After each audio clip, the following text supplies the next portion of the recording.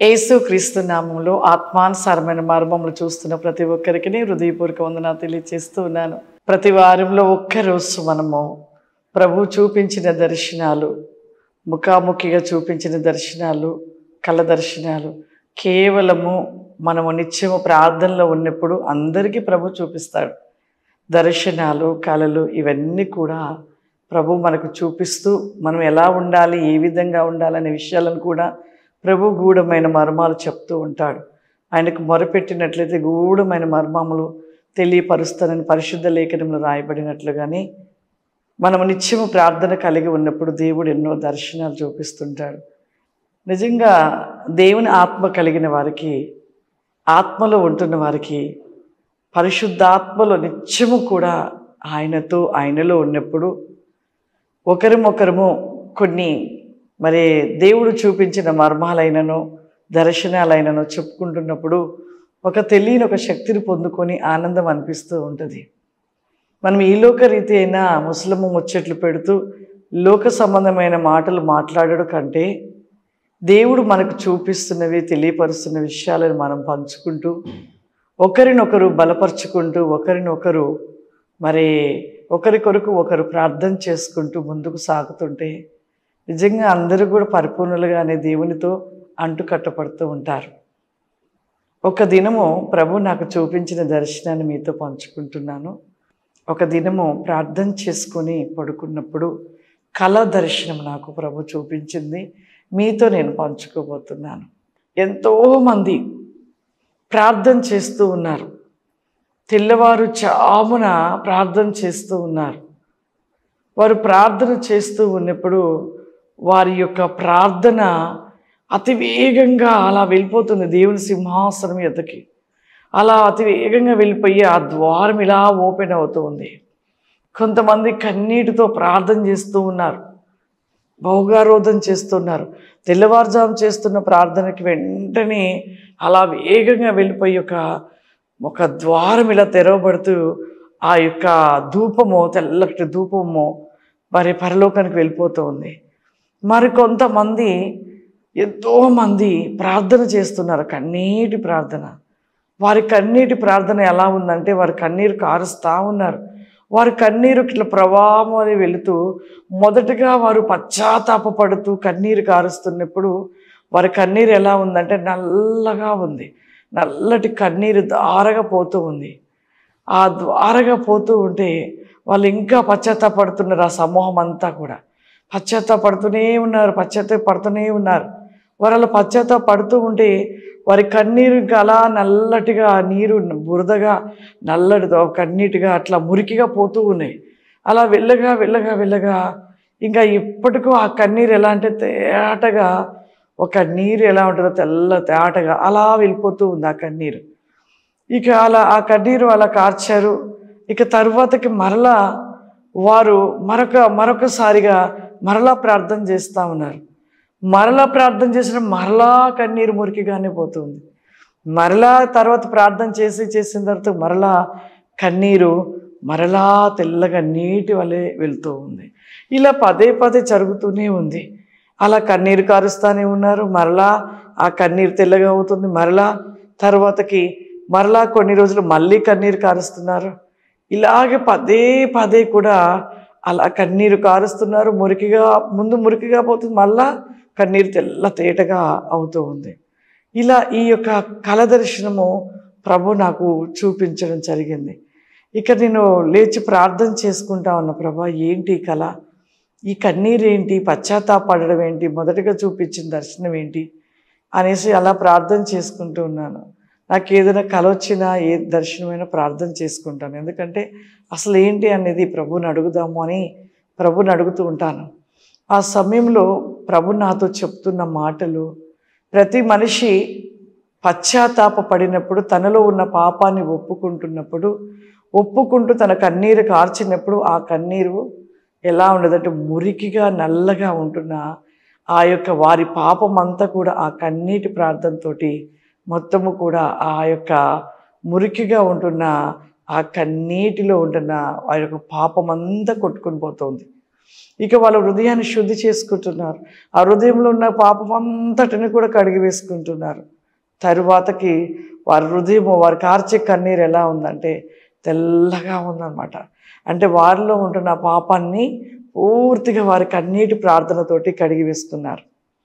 మరలా కొన్ని రోజులు కాగానే మరలా వారి జీవితంలో ఆ మురికితోని మరలా మురికి జీవితంగా, పాపపు జీవితంగా కాబట్టి మరలా కన్నీరు కారుస్తుంది. ఇలా పదే పదే జరుగుతూ ఉన్నది. అదిగో వారు కన్నీరు కారుస్తూ పశ్చాత్తాపపడుతూ పాపమును విడిచిపెట్టినట్టుగా విడిచిపెడుతూ మరలా పాపాన్ని ధరించుకుంటూ ఉన్నారు. కుమార్తె వారి పరిపూర్ణులుగా మార్చబడలేక, వారిలో ఉన్న పాపపు ఏర్లను తొలగించుకోలేక వారు పదే పదే ప్రార్థిస్తూ పశ్చాత్తాపడుతూ మరలా ఆ పాపంలో పడిపోతూ ఉన్నారు అని ప్రభు నాతో తెలియపరిచి ఉన్నారు. నాకు చాలా బాధగా అనిపించింది. ఎంతో కష్టపడి పశ్చాత్తాపడి రోదన చేస్తాం, కానీ ఆ మురికిగా ఉంటున్న పాపాన్ని విడిచిపెట్టి మరలా మురికిలోనికి వెళ్ళిపోతూ ఉన్నామంటే ఎంత బాధాకరమో. దావీదు పశ్చాత్తాపడ్డాడు. ఎంత పశ్చాత్తాపడ్డాడు. తన యొక్క కన్నీటి యొక్క ప్రార్థన పరుపు తేలినట్లుగా కన్నీరు కార్చాడు. ఆ పాపము వైపుగా మరలా వెళ్ళలేదు. చేసిన పాపముకి ఎంత పశ్చాత్తాపడి కన్నీరు కారుస్తానే, తనకి ఎన్ని బాధలు చేసిన దానికి చేసిన పాపానికి శిక్ష అనుభవిస్తూ కూడా తను పశ్చాత్తాపడుతూ నిత్యము దేవుని మాట వింటూ ప్రతి శ్రమను భరిస్తూ ప్రతిది కూడా భరించి తన చివరి శ్వాస వరకు కూడా పశ్చాత్తాపమునే కలిగి మరలా తిరిగి ఆ పాపానికి చోటు ఇవ్వలేదు. కానీ మనం ఏం చేస్తున్నామంటే, మనము కన్నీరు కారుస్తున్నప్పుడు ఆ కన్నీటిలో ఆ నల్లటి బురద వంటి మరి ఒక నల్లటిగా ఉంటున్న మురికి వంటిది ఆ కన్నీరు మురికిలో వెళ్ళిపోతూ ఉంది. అంటే పాపమునంతా కూడా కడిగి వేసుకుంటున్నాం. తిరిగి మరలా కూడా మరలా ఆ పాపాన్ని విడిచిపెట్టలేకపోతున్నాం. ప్రియులారా, ఎంతకాలం మన యొక్క జీవితం, ఇంకా ఎంతకాలము దేవుడు దుఃఖపడినట్లుగా చేస్తూ ఉంటాం. అందుకే ప్రభు చూపించాడు. ప్రతి మనిషి జీవితం ఎలా ఉందంటే, అయ్యో ప్రభు నేను తప్పు చేశాను, పాపం చేశాను, నన్ను క్షమించయ్యని పశ్చాత్తాపడి కన్నీరు కారుస్తూ బాధపడుతూ ఆ కన్నీటిలోని వారి పాపాన్ని ఒప్పుకొని విడిచిపెడుతున్నారు. కానీ తిరిగి మరలా ఏం చేస్తున్నారంటే మరలా ఆ యొక్క పాపంలో మరలా పడిపోతూ ఇలా పదే ప్రతిసారి ఇలాగే జరిగించుకుంటూ ఉన్నప్పుడు నీకు ఎలా క్షమాపణ దొరుకుతుంది? నువ్వు ఎలా క్షమించబడతావు? ఎలా నిత్యరాజ్యానికి చేర్చబడతావు? ఒక్కసారి ఆలోచించు ప్రియ సహోదరి సహోదరుడు, ఆలోచించండి. పదే పదే తప్పు చెయ్య, క్షమాపణ అడగ. ఎన్ని మార్లు జీవితంలో ఇదే విధంగా ఇలాగే నువ్వు ఉన్నట్లయితే, నీ పాపాన్ని విడిచిపెట్టకుండా అలాగే పాపంలోనే జీవిస్తూ నువ్వు పశ్చాత్తాపడినంత సేపటి వరకే నీ పాపమును ఒప్పుకొని పాపమును విడిచిపెట్టి మరలా అదే పాపము చేస్తూ మరలా అలా చేసినట్లయితే ఖచ్చితంగా నువ్వు నిత్యరాజ్యానికి చేర్చబడవు, నిత్య అగ్నిలో పడవేయబడతావు. కానీ నీ జీవితంలో నువ్వు పశ్చాత్తాపడి ఆ పాపాన్ని విడిచిపెడితే నువ్వు ఖచ్చితంగా నిత్య రాజ్యంలోనికి ప్రవేశిస్తావు. అదిగో పాపాత్మరాలు స్త్రీ తను చేసిన తప్పిదమ్మకు ప్రభు ఒక్కటే మాట అన్నాడు, ఇక ఎప్పుడు ఈ పాపం చేయకమ్మా అన్నాడు. ఇక ఆమె పాపములు కన్నీటితో ఒప్పుకుంది. తన కన్నీటితో తన పాపాన్ని మొత్తం కొట్టివేసుకుంది. తన కన్నీటితో తన పాపం మురికి జీవితాన్ని విడిచిపెట్టి తను పరిమళముగా దేవునికి ఇష్టకరంగా మార్చబడ్డది. ఆమె పాపమును విడిచిపెట్టింది. తిరిగి మరలా ఆ పాపం వైపుకు చూడలేదు.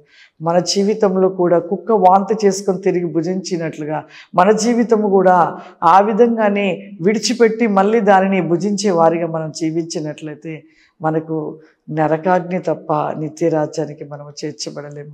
నిజంగా ఆశ్చర్యం అనిపించింది. ఒక మనిషి ప్రార్థనలో, మనం చేస్తున్న ప్రార్థనలో మన హృదయంలో ఉన్న పాపము మన కన్నీటి ప్రార్థన బట్టి అలా ఆ మురికిగా మన పాపము ఆ విధంగా తొలగిపోవడం, మనలో నుండి పాపము ఆ విధంగా కన్నీటి ప్రార్థనకి తొలగిపోవడం అనేది, పెరికి వేయబడడం అనేది దేవుడు చూపించడం చాలా సంతోషం అనిపించింది ప్రియులారా.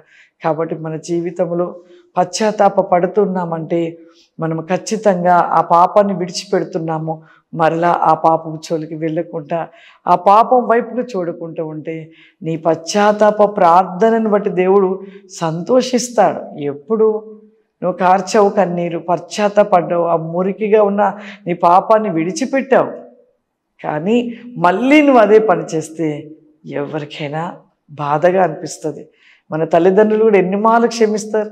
అయ్యో దొంగతనం చేసి డాడీ తప్పైంది క్షమించండి అని కన్నీరు కారిసి క్షమిస్తాడు, మరలా క్షమిస్తాడు, పదే పదే ఎన్ని మార్లు క్షమిస్తాడు. ఎన్ని మార్లుగా క్షమించి నువ్వు మారినప్పుడు నిన్ను విడిచిపెడతాడు, నీ చేతిని విడిచిపెడతాడు. ప్రభువు కూడా మన చేతిని విడిచిపెడితే మన జీవితం ఇక ఏమీ ఉండదు ప్రియులారా. కాబట్టి మనము ఇకనైనను పశ్చాత్తాప పడినాక కన్నీటి ప్రార్థన చేసి ఆ పాపాన్ని విడిచిపెట్టాక ఇక ఎప్పుడు కూడా ఆ పాపం జోలికి వెళ్ళక దేవునిలో అంటుకట్టబడి దేవునికి ఇష్టకరమైన జీవితమును జీవిస్తూ ఆయన సంతోషపరిచే వారిగా నిలిచి ఉందాము. God bless you. దేవుడు మిమ్మల్ని దీవించును గాక. ఆమేన్.